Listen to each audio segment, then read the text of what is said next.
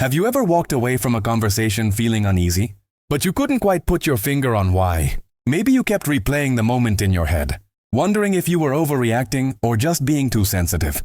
If that sounds familiar, you're definitely not alone. Drop a comment if you've ever felt this way, or if you've noticed someone testing your boundaries. The truth is, most of us have experienced those subtle, almost invisible moments when someone pushes our boundaries. It doesn't always look like flat-out disrespect or obvious manipulation. In fact, the most common ways people test your boundaries are so subtle, you might not even realize it's happening until you start to feel drained, resentful, or even a little lost in your own life.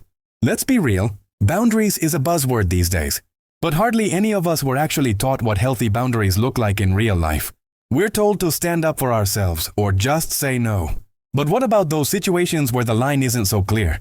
What about the friend who always asks for just a little more of your time? The coworker who jokes at your expense? Or the family member who expects you to drop everything for them? These situations are tricky, and that's exactly why they work. But here's the good news. Once you learn to spot these subtle tests, you can respond with confidence and clarity, without feeling guilty or second-guessing yourself.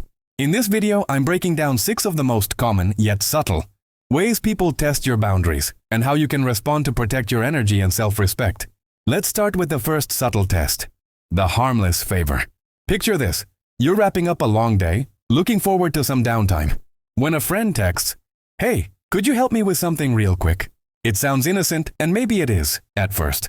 But over time, these requests keep coming, and they're rarely as quick as promised. You start to feel obligated, even when you're exhausted or busy. Before you answer, check in with yourself. Ask, do I really have the time and energy for this right now? If not, it's totally okay to say so. Try, I wish I could help, but I'm not available tonight. Let's catch up another time. This response is clear and kind. People who respect you will get it. If someone pushes back, remember, that's not your responsibility to fix. Next is the playful tease. Maybe you've been in a group where someone makes a joke at your expense, then laughs it off with, "Relax, I'm just kidding." On the surface, it seems harmless. But if these jokes always target you, it's a sign your boundaries are being tested. I remember the first time this happened to me. It felt like a punch in the gut. I laughed along, but inside I felt small. You don't have to laugh if it doesn't feel right. Try a calm, direct response. "I know you're joking, but I'd appreciate it if you didn't make fun of me about that."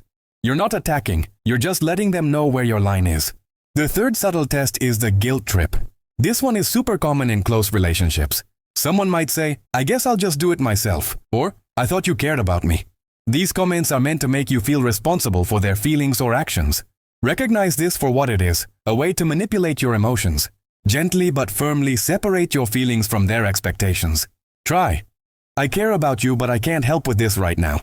Or, "I understand you're disappointed, but I have to stick to my plans." You're acknowledging their feelings, but not taking on responsibility for them. Now, let's talk about the last-minute change. You've made plans, maybe even rearranged your schedule. Then, at the last minute, they cancel, reschedule, or show up late, sometimes with barely an apology. If this happens over and over, it's not just bad luck. It's a way of seeing how much you'll put up with. Be honest about how it affects you. Say, "I get that things come up, but I set aside time for this. Next time, can you let me know earlier if you need to change plans?" You're making it clear that your time matters. The fifth test is the boundary pusher. This is the person who, after you've said no, keeps asking or negotiating, hoping you'll eventually give in. Sometimes, they'll even try to make you feel selfish for sticking to your decision. Be consistent.